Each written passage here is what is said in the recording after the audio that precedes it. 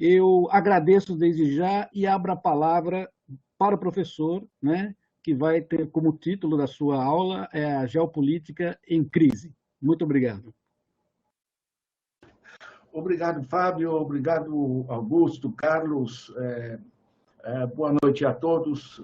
Fico feliz em conversar com essa região. Eu tenho antecedentes aí nordestinos, porque eu trabalhei junto com Paulo Freire nas primeiras aulas de alfabetização, em 1963, tempo de Miguel Arraes. Eu conheci Gilberto Freire, conheci, enfim, aquela fase, enfim, pujante, né? Ariano Suassuna, enfim, um conjunto de, né, o Francisco Brenan, tantas coisas que aconteciam naquela época, né? Eu trabalhava no Jornal do Comércio, né? Eu era jovenzinho, né? Cobria a área rural, né? Espantado, sobretudo, com a desigualdade, né? E sabe o que me espanta até hoje? É que essa desigualdade continua a mesma tragédia. É uma coisa muito impressionante como a gente evolui em termos tecnológicos, mas em termos sociais e políticos, de uma modernização no sentido de maturidade, temos tantas dificuldades para avançar, né? Acho que, para mim, é um pouco o eixo da minha fala, os desafios que a gente enfrenta hoje, né? Eu fiquei muito feliz com esse título de geopolítica, né? Porque se trata disso, né? Deixa eu dizer uma coisa evidente, mas que as pessoas não se dão conta. Se vocês pegam o PIB do Brasil, está 8,7 trilhões, agora ninguém entende o que são trilhões, né? Não cabe na imaginação. Agora, se eu divido pela população, isso dá R$13.000 por mês por família de 4 pessoas. O que a gente produz de bens e serviços dá R$13.000 por mês por família de 4 pessoas. O que o Brasil produz dá para todo mundo viver de maneira digna e confortável. Eu posso estender esse raciocínio para o nível mundial, tá? O planeta produz 90 trilhões de dólares de bens e serviços anualmente. Você dividir por 8 bilhões de habitantes, isso dá R$20.000, o equivalente a R$20.000 por mês por família de 4 pessoas. Isso é muito importante. Claro que tem gente que diz, não, mas não é bem o PIB, porque é bruto, não é líquido. Tudo bem, eu entendo dessas coisas, eu posso fazer o cálculo, em vez de utilizar produto interno bruto, eu sigo Stiglitz, Amartya Sen, Fitoussi e tal, e a gente faz o cálculo com renda nacional líquida. Não vai mudar grande coisa. O básico é o seguinte: o que o planeta produz hoje dá para todo mundo viver de maneira digna e confortável. Nós temos as tragédias ambientais, nós temos as tragédias sociais, temos quase 1 bilhão de pessoas passando fome, mais de 200 milhões de crianças passando fome, num planeta que só de grãos produz mais de 1 quilo por pessoa por dia. Não há nenhuma razão econômica para tanta miséria, para tanta desgraça que está acontecendo. O problema é político e social. O problema é de organização social, né? Sempre dividiram a gente para os socialistas ou capitalistas, enfim, esquerda, direita, coisa do gênero, certo? A realidade é que os avanços que houve no planeta não é porque são capitalistas ou porque são socialistas, por outra coisa. É só olhar a China como se desenvolve, enfim. Eu trabalhei na Polônia socialista, é uma prosperidade muito impressionante, apesar de tudo que se escrevia, né? Mas o essencial é o seguinte: o que permitiu esse imenso avanço durante o século XX, em particular, e com o estancamento mais recente, são os avanços tecnológicos, né? A humanidade, em termos históricos, vocês estudam história, né? Não tinha eletricidade, não tinha avião, não tinha todas essas coisas, né? Certo? Vejam os avanços da biologia, vejam a conectividade planetária, a internet, enfim, os satélites.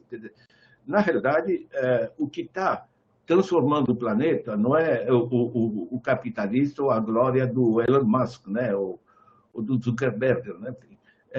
São essencialmente as tecnologias. Esse é o eixo que está varrendo o planeta e está trazendo todas essas transformações. Tá? Esse é um ponto muito importante, tá? Porque o problema nosso não é produzir mais, é saber o que a gente produz, para quem e com que impactos ambientais. Deixa eu pegar uma retrospectiva a partir de 1750, eu pediria a Carlos colocar lá esse gráfico. É muito interessante, esse gráfico foi elaborado por gente muito confiável, tá? O gráfico é de 2008, não mudou nada, porque eu estou falando do que a gente chama de megatrends, né? De macro tendências. Então, vocês têm aqui 12 variáveis, claro que tem que compatibilizar as unidades para poder chegar, mas basicamente é o seguinte, do lado esquerdo nós estamos em 1750, do lado direito estamos no ano 2000, ou seja, é uma retrospectiva da transformação do planeta. Tá? Vejam que vocês têm, por exemplo, a linha número 2 aqui é a população. Tá? Essa população é uma coisa nova. Tá? Aqui eu estou em 1850, aqui eu estou em 1900, tá? E aqui eu estou em 1950. Vejam que em 1900 a população ainda era uma coisa muito moderada. Quando nasceu meu pai, ele nasceu em 1900, éramos 1,5 bilhão. Hoje somos 8 bilhões. Certo?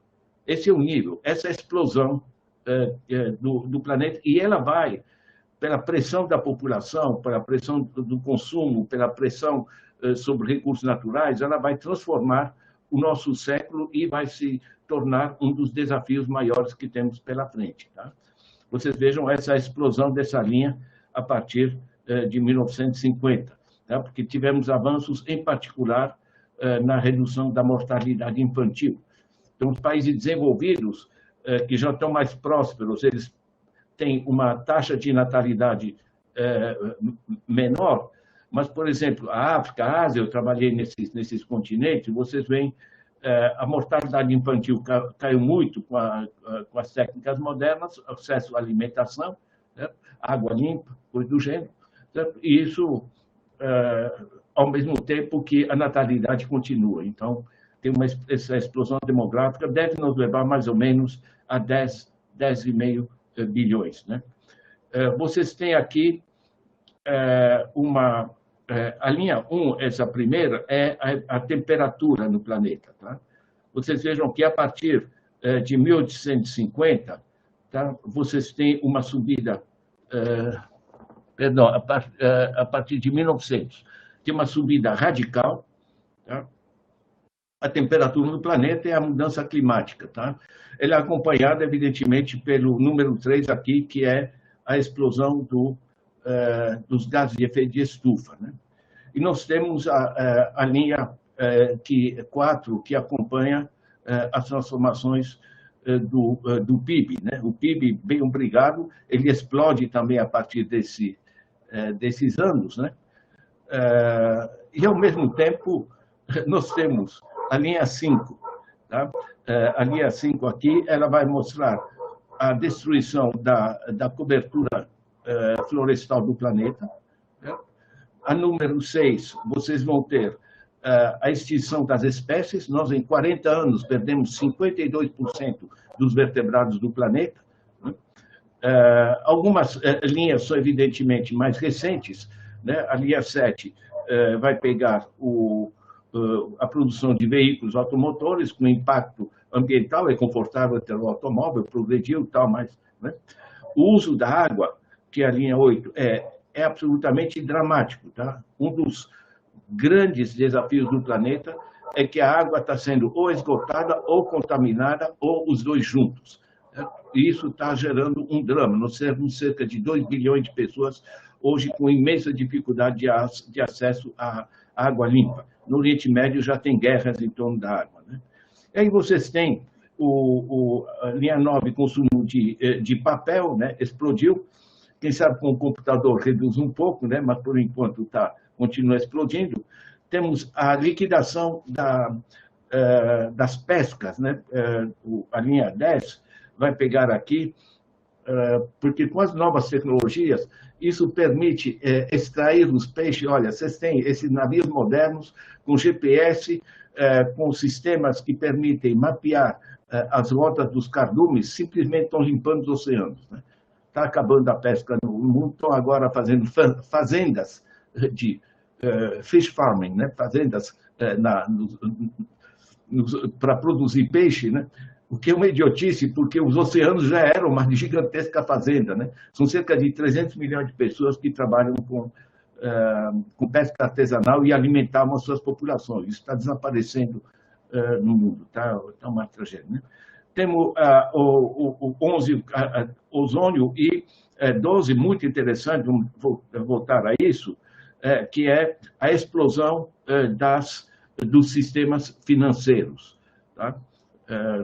Os investimentos e a mundialização através das finanças. Eu estou pegando isso, gente, o essencial é o seguinte, não é o detalhe, é que o conjunto, né? Nós temos uma intensidade em cima desse pequeno planeta que simplesmente está desafiando, e esse desafio ele é colocado hoje em termos do que a gente chama de triple bottom line, né? O tripé. Né?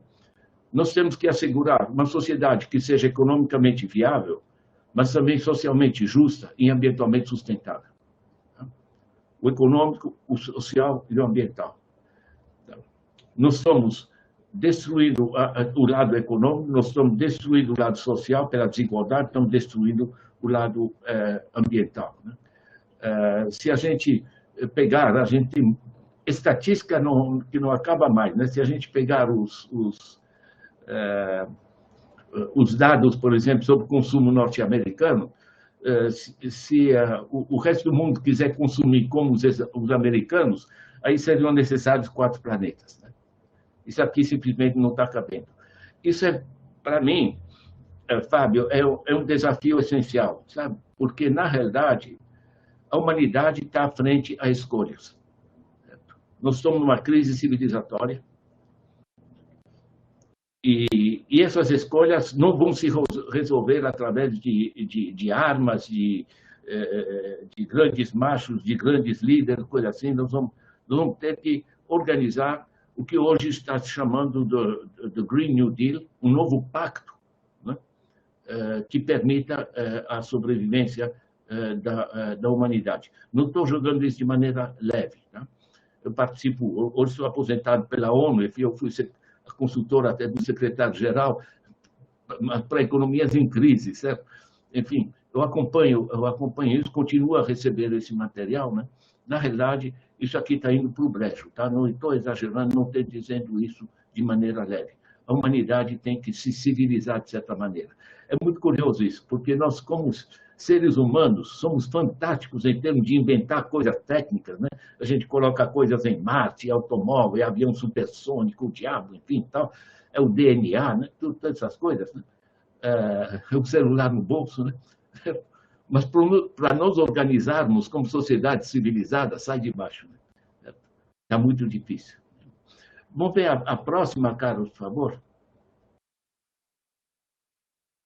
Esse aqui é um mapa muito importante. Tá? Vocês têm aqui a distribuição geográfica é diferente, vocês têm os Estados Unidos no meio. Eles fizeram o seguinte, é o pessoal que estuda o mundo como se tivesse um condomínio de rico e as pessoas de fora. Né? Aqui em São Paulo, a gente tem o Alphaville, né? Que é um condomínio grande de gente rica, mas é cercado, enfim, com montes de seguranças, o diabo, né? Só que alguém tem que cortar a grama, alguém tem que trazer o leite e tal. Então, o pessoal que mora em volta de Alphaville, eles mesmos se chamam de alfavela. Né? Esse é em inglês a gente chama world, né? Quer dizer, tem um muro em volta, a sociedade tem um muro em volta. É muito interessante, tá? Isso é o mundo atual, tá? Se vocês olharem, tudo que está em verde, assim, são 14% da população, que são os países ricos. Tá? Esses 14% da população tem 73% da renda do planeta. a renda média deles é $2.500 por pessoa. Agora, o resto do mundo, que está aí, a África, a América Central e Latina, a Ásia, etc., o resto do mundo são 86% da população, mas apenas 27% da renda. A renda média no resto do mundo não é $2.500, é 150 dólares, perdão, não são dólares, são euros, tá? São 150 euros. Mas não vai fazer grande diferença por pessoa. Estão entendendo? É um drama, digamos, essa fratura planetária que aparece nesse mapa e aparece onde estão as letras A, B, C, D, etc., são onde estão as muralhas. Porque hoje esse mundo criou muros, né? E esses muros, não precisa ler as letrinhas, tal, é só a imagem geral, né? Que é o seguinte, vocês têm um muro, a letra C é o muro entre e o fechamento entre Estados Unidos e México, vocês têm o espaço Schengen, que é na Europa, a letra E, né? Enfim, que separa os países ricos do resto do mundo, certo? Vocês têm as separações na África, a letra D, que entre Espanha é o lado, os muros e os arames farpados ali do enclave espanhol em Tanger, não é?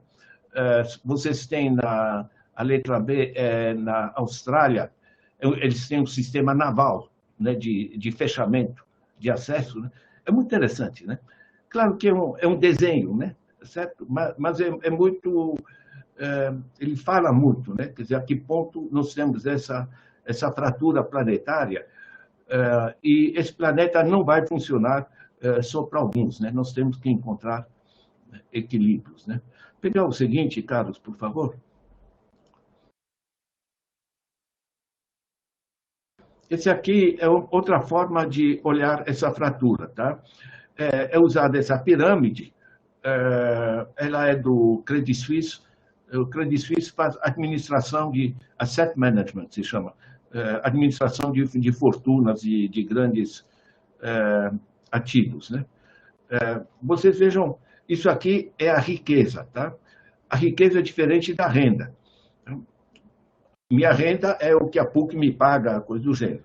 Agora, a riqueza minha é a minha casa, a minha conta no banco, tira as dívidas, né? E a gente chama isso de riqueza de cada adulto, tá? Então, você tem esse número de adultos, tá? Lá no topo, você tem 56 milhões de pessoas, que é muito pouco no mundo de 8 bilhões, certo? 56 milhões de adultos, tá? No mundo são cerca de 5 bilhões de adultos. Esses 56 milhões, eles representam apenas 1,1% da população mundial, mas eles têm uma fortuna acumulada de 191,6 trilhões de dólares. Ou seja, nesse 1% está quase a metade, 45,8%, de toda a riqueza que pertence a famílias, tá? A adultos. Se vocês olharem na parte de baixo, cinza, vocês têm 55% da população, tá? São quase 3 bilhões de adultos, tá? E que tem apenas 1,3% da riqueza do planeta. Esse é o tamanho. Não tem na história humana um negócio tão dramático como isso. Tá? Vocês vejam uma coisa curiosa. Por exemplo, esses 55% da base da população, tá? Eles têm apenas 5,5 trilhões. Eles dividiram para essa população, é uma merreca, claro. Eles estão, gente sem casa, gente... Né? Agora, pense o seguinte...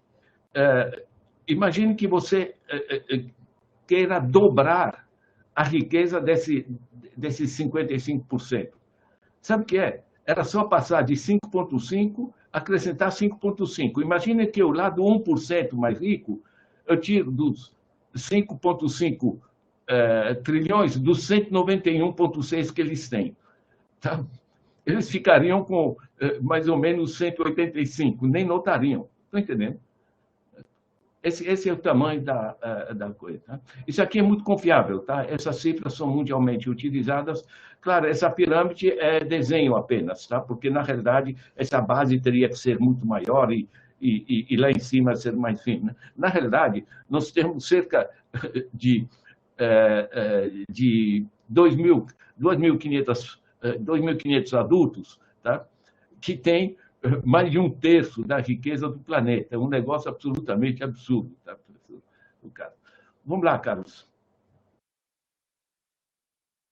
Isso aqui é outra forma, tá? De ver o mesmo problema. Estou insistindo na desigualdade, gente, porque é o drama do planeta. Tá? Isso é a fratura. Tá? Então, aqui vocês têm as colunas à esquerda, renda, income, e da direita, wealth, riqueza. Tá? Então, em termos de renda, tá? Vocês têm os 50% mais pobres, em vermelho, esse 8% da renda do planeta. Os 40% seguintes, portanto, entre 50 e 90, eles têm 39%, né? E os 10% mais ricos têm 52% da renda. Agora, se vocês olharem a riqueza, vocês vão ver que os mais pobres têm... Os mais pobres, a metade da população mundial, tem apenas 2% da riqueza. Né? A renda já é uma desgraça, 8% apenas para metade. E aqui a riqueza é muito pior. Sabe por quê? Porque é muito simples. Gente que tem uma renda muito pequena, ele não consegue comprar a casa. Ele chega no fim do mês e ele gastou tudo, provavelmente se endividou, inclusive. Né? Enquanto que o pessoal que é rico, eles compram casas, eles fazem aplicações financeiras, eles multiplicam o seu dinheiro. Né? Então, isso gera essa espantosa desigualdade, né? Enquanto os 10% ali controlam 76%. Tá? Isso é outra fonte, é uma fonte muito boa, é um instrumento de trabalho muito bom que é criado pelo Thomas Piketty e toda aquela gente dos Estados Unidos também que trabalham, que é a World Inequality Database, a base de dados mundial de desigualdade.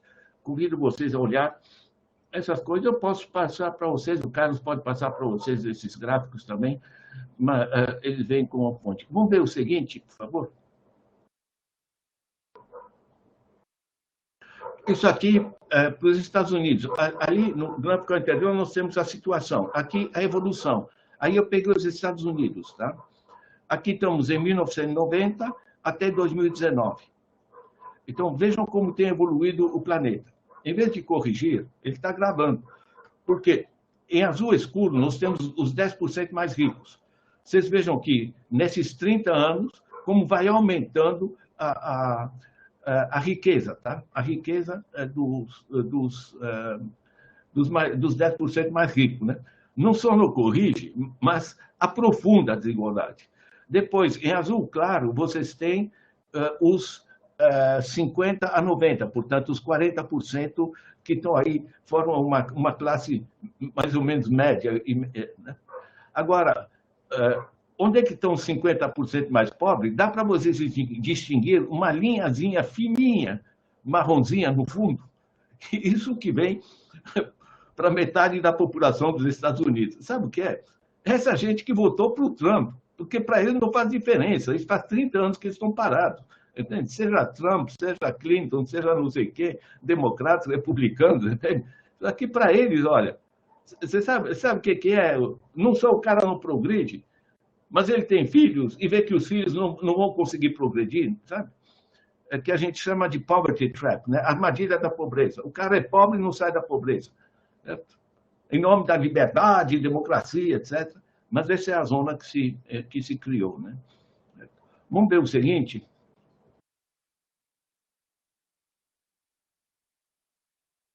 Aqui temos aquele negócio que mencionei, a última linha lá do primeiro gráfico, né, dos investimentos internacionais, estão na mão de quem?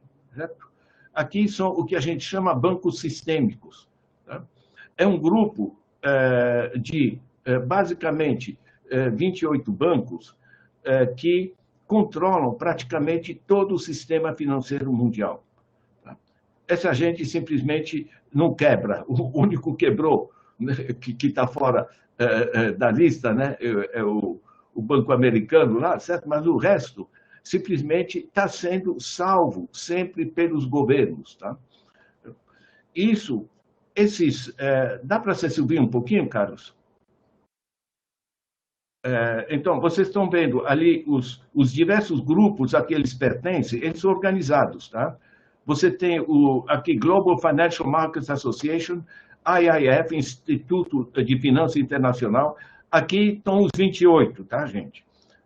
E o chefe do coordenador do IIF, ele é recebido como chefe de Estado em qualquer lugar. International Swaps, os derivativos, etc, etc, né? Isso por quê? É importante esse dado. Vocês vão ter ele, vocês podem olhar no meu livro, A Era do Capital Improdutivo, está online gratuitamente, vocês podem pegar esses dados, né? E, basicamente, essa desigualdade explode através do sistema justamente financeiro, né? Pega a seguinte, Carlos. Isso aqui é outro sistema que gera desigualdade, que é a explosão dos salários, tá? Dos salários dos executivos, dos chamados executivos. Vejam bem que em 1970, em média, os executivos das empresas, os CEOs, né, ganhavam cerca de 15 a 20 vezes o que ganhava o empregado médio. Em 2020, estão ganhando na faixa de 280 vezes o que ganha o assalariado médio. Entende? A última cifra que eu tenho em 2022 é 350 vezes. Tá? Esse é o nível. Né? Pega a seguinte.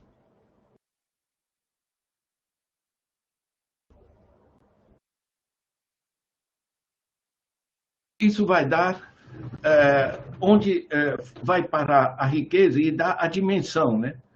Vocês vejam que aqui, praticamente, você tem Google, Facebook, Microsoft, Oracle, Amazon, enfim.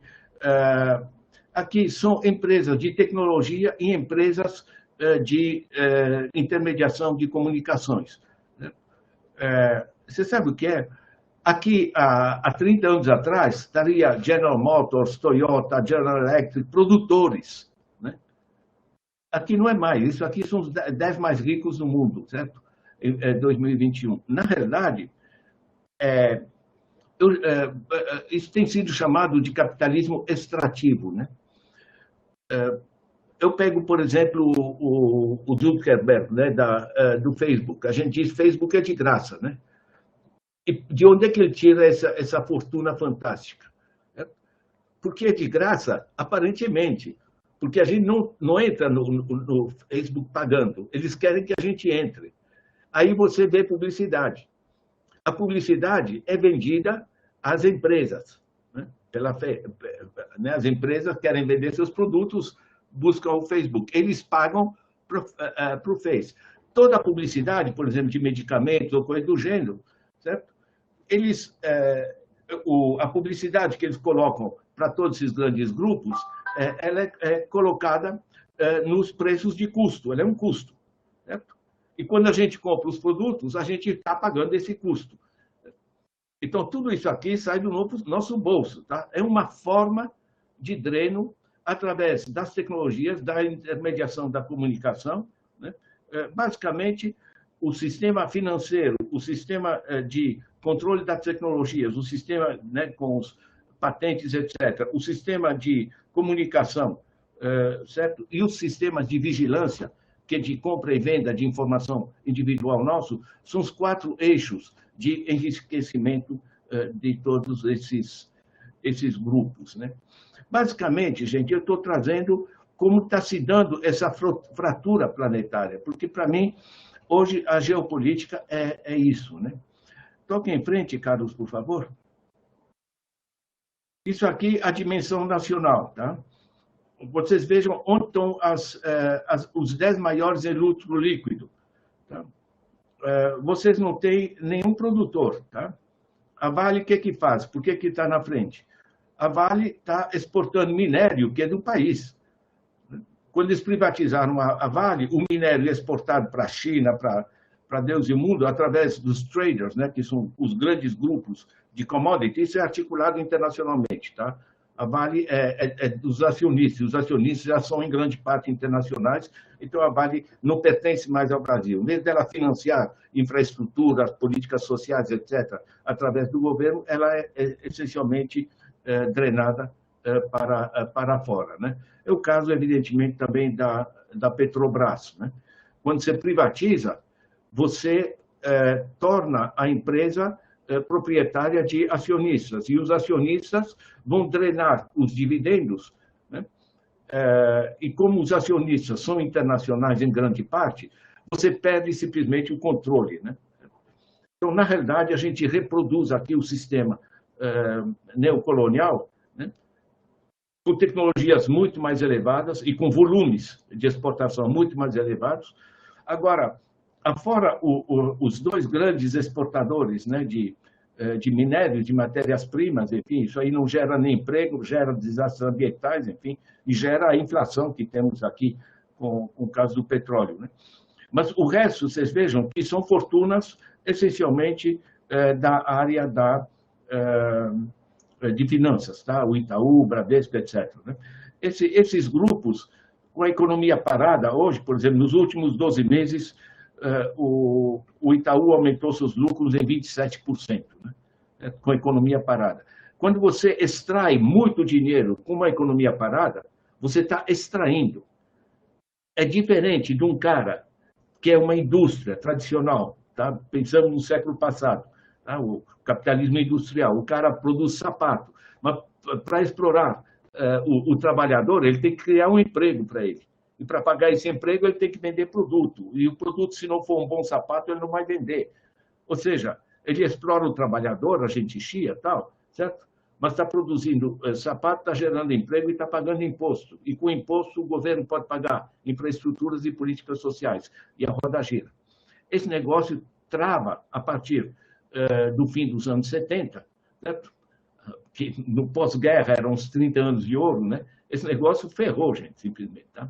De lá para cá, 1980, com Ronald Reagan, Margaret Thatcher, com todo esse processo, a geopolítica muda no planeta e muda de maneira radical. Né? Vamos em frente.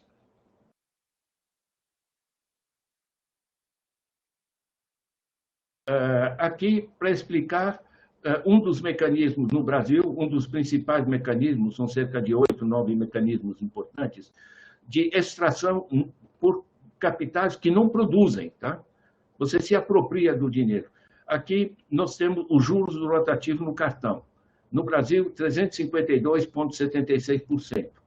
Tá? O cara tem que comprar o remédio, não tem o dinheiro em caixa, se ferrou, ele está pagando esses juros. Tá? Aqui, 352,76%. Nos Estados Unidos, aqui é 25%, 24,99%. No Canadá, é 11%. Estão vendo a diferença aqui?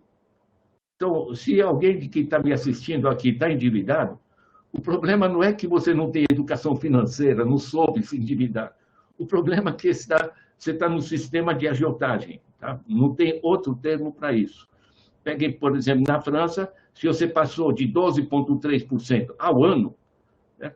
Lembra que na nossa Constituição era 12% mais inflação. Tá? O artigo 192 que os banqueiros tiraram da Constituição. Mas na França, você passou de 12,3%, você está em cana, ao ano. Certo? Aqui você tem, enfim, aqui o rotativo do cartão mais elevado. Mas é geral, tá? É geral. As famílias, na média, vão pagar mais de 40%, as empresas mais de 20%. Na Europa, por exemplo, na China, o juro real para a empresa é 2% ao ano. Dá para você investir. No Brasil, você não investe. Uma empresa para produzir, não estou falando de banqueiro, estou falando de empresa que produz coisa, produz sapato, produz pão, produz, sei lá, qualquer coisa, bicicleta, camiseta, etc. O cara, para poder funcionar, ele precisa de gente com dinheiro, né, ter demanda. para ter para quem vender, e ele precisa de juro barato para investir na produção. É tão simples assim. Isso funciona para a China, eu trabalhei lá também, funciona para qualquer lugar. Você tem que assegurar que a coisa gire.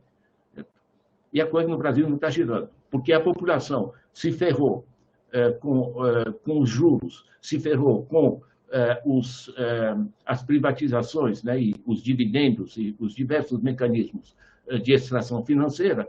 Então, a população está numa situação que não tem como comprar, as empresas não têm para quem vender e estão ferradas nas dívidas também. Certo? Eu faço reuniões com o pessoal das pequenas e médias empresas, né, as associações, né? O pessoal está simplesmente estrangulado. Você estrangulou a capacidade de consumo das famílias, estrangulou as empresas, que não têm como pagar os juros e não tem para quem vender. As empresas do Brasil estão trabalhando, as produtivas, na faixa de 70% da capacidade. Certo? Ou seja, estão em banho-maria ali. E se ferrou o Estado, porque o Estado se aumentou brutalmente o déficit do Estado a partir de 2014, certo? E aí você tem uma situação absolutamente insustentável. Vamos adiante, Carlos. Gente, o tempo passa, né? Isso aqui eu achei simpático, porque foi uma capa do Estadão. Crise de crédito tira 1 trilhão da economia, piora. O que quer dizer tira 1 trilhão da economia? Você sabe que é basicamente com juros. 1 trilhão da economia, gente, é 16% do PIB.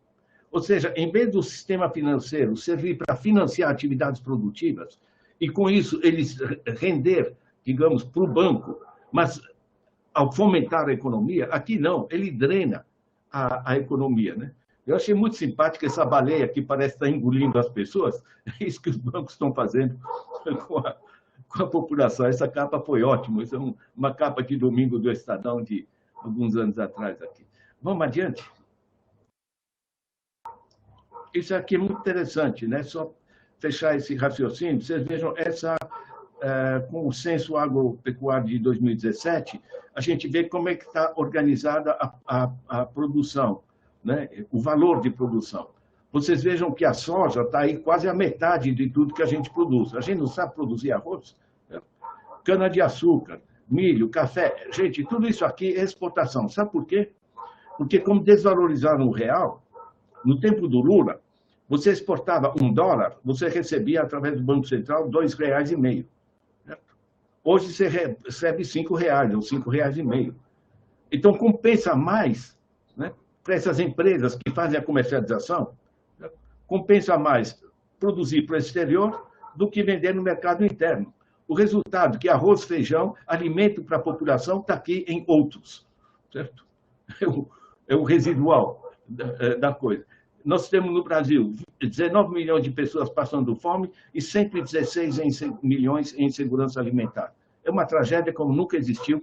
Lembrem que em 2010 ou 2012, não lembro, a FAO declarou o Brasil fora do mapa da fome. A gente sabe como fazer isso. O Brasil tem produto, tem terra, só que está passando isso para o exterior porque rende mais. E sabe por quê? Porque em 96 eles fizeram uma lei chamada Lei Candir, que isenta exportações de imposto, né? Então, o cara que quer produzir arroz e vai levar para o mercado, ele paga imposto. Agora, o cara produz soja e põe lá para fora, para alimentar as galinhas chinesas, né? Ele ganha muito mais. Entende? Isso aqui está ferrando com o país, gente. 1/4 das pessoas que passam fome são crianças, gente, né? Eu fico simplesmente revoltado. Porque ter fome num país como o Brasil, francamente. Toque em frente, Carlos, por favor. Gente, estou fechando aqui. Isso aqui é muito interessante, tá? Vocês vão encontrar isso nesse outro livro meu, que é legal, O Capitalismo se Desloca. Está tudo online, tá? Vocês peguem livros ali no meu site, vocês vão encontrar. Essa é uma nova forma de fazer cálculo, tá? O PIB é tecnicamente muito errado, tá? O básico é o seguinte, imagine um donut, sabe aquele bolinho doce assim, que é circular, né? Que é vazio no meio? Aqui vocês têm uma forma de fazer a contabilização que a gente está pegando agora. A gente pega o que está dentro do círculo, todas as coisas que a gente tem que aumentar. tem que aumentar a educação, a saúde, a alimentação, água, energia, etc. E lá fora estão as coisas que a gente precisa diminuir: poluição do ar, o ozônio, a mudança climática, a acidificação dos oceanos, etc. Estão entendendo? Quer dizer, tem coisas que a gente produz demais e estão destruindo o planeta, e de menos que estão destruindo as pessoas. Então, a gente tem que equilibrar as coisas. Isso exige visão, planejamento, isso exige, digamos, um sistema... a gente sabe como tocar essas coisas, né? O problema é que hoje a política, no mundo, hoje, isso é geopolítica, elemento essencial, gente, a política está na mão de grandes grupos financeiros. Deixa eu dar um exemplo para vocês. A BlackRock, que é dona de um monte de coisa no Brasil, a BlackRock, ela é administradora de ativos, tá? Asset Management. Não produz nada. Mas tira lascas de qualquer atividade econômica, porque ela maneja a Bolsa. Ela tem na Bolsa 10 trilhões de dólares. 10 trilhões de dólares, quanto é? O PIB, o orçamento do Biden para consertar os Estados Unidos, o orçamento dos Estados Unidos, do governo, é 6 trilhões de dólares. A BlackRock maneja 10 trilhões de dólares. Se vocês são as três maiores, a BlackRock, Vanguard e State Street, que em grande parte tem seus ativos em Luxemburgo, que é paraíso fiscal. Estamos nesse nível. Se somam as três, dá 20 trilhões. Sabe quanto é o PIB dos Estados Unidos? 21 trilhões.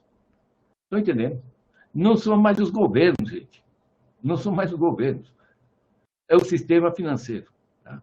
E que se apoiam em cerca de 60 paraísos fiscais, inclusive dentro dos Estados Unidos, né, para manejar sem precisar informar o que estão fazendo. Carlos, mais uma, por favor.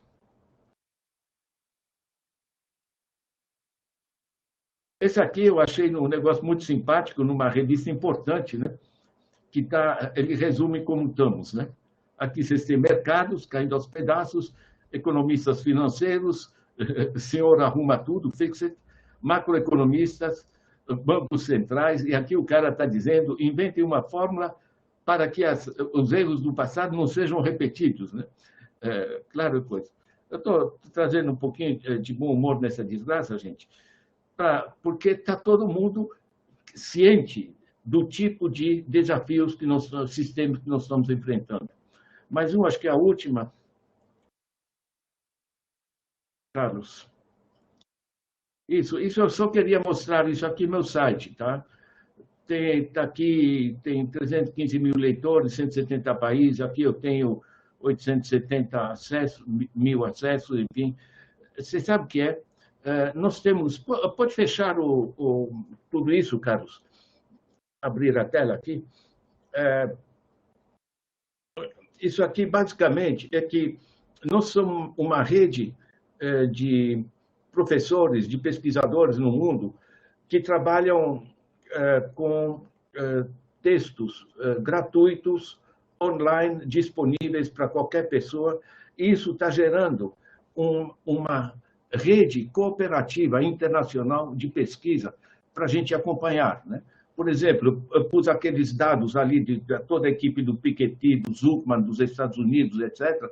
Está todo mundo, ninguém vai querer cobrar alguns dólares para acessar dados sobre desigualdade no mundo e coisa do gênero, né? Nós estamos hoje... Pode fechar, viu, Carlos,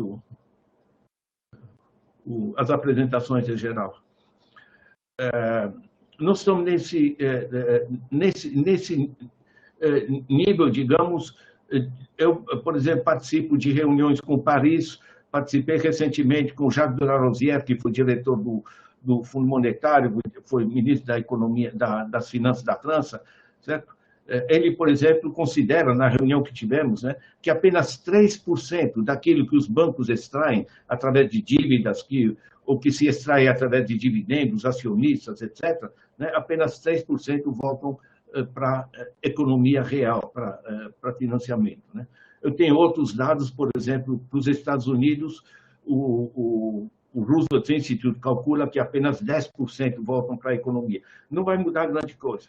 A realidade é o seguinte, nós estamos frente a um sistema de exploração financeira, sob diversas formas, que recolonizou o planeta e que nos leva justamente àquela imagem, que é a segunda imagem que a gente viu, né? O condomínio dos países ricos se trancando e o resto do mundo esperando o que vai acontecer. Sabe o que é?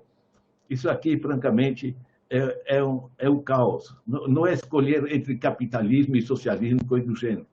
É escolher entre o bom senso e a barbárie, né? Tal como está, com tanta frustração, tanta desigualdade, tanta tensão, tanta destruição do meio ambiente, né? Tem gente que está ficando pé da vida por todo lado. O sucesso do filme Não Olhe Para Cima está ligado a isso, sabe? Dessa quantidade de gente que está vendo que a gente está indo para a catástrofe, né? E essa nossa impotência. O problema não são os problemas. O problema é a impotência de enfrentar os problemas. Nós não temos processo decisório. Eu, num livro antigo meu, eu usei a imagem seguinte. Imaginem os caras estão lá no sul, descendo o rio ali para Iguaçu, para as cataratas, né? E está todo mundo brigando no barco, como é que tem que remar para não cair nas cataratas, né? E estão caindo nas cataratas, os caras ainda estão brigando. Se tivesse seguido meu conselho, a gente não estaria caindo. O problema é o processo decisório. Então, se vocês voltam a esse conceito da importância que o planeta, com as novas tecnologias, permitiu produzir muito mais, nosso problema não é mais produto. Nosso problema não é econômico, propriamente. Nosso problema é de organização política e social. Esse é o desafio da geopolítica. É isso aí, Fábio, Carlos, Augusto. Obrigado.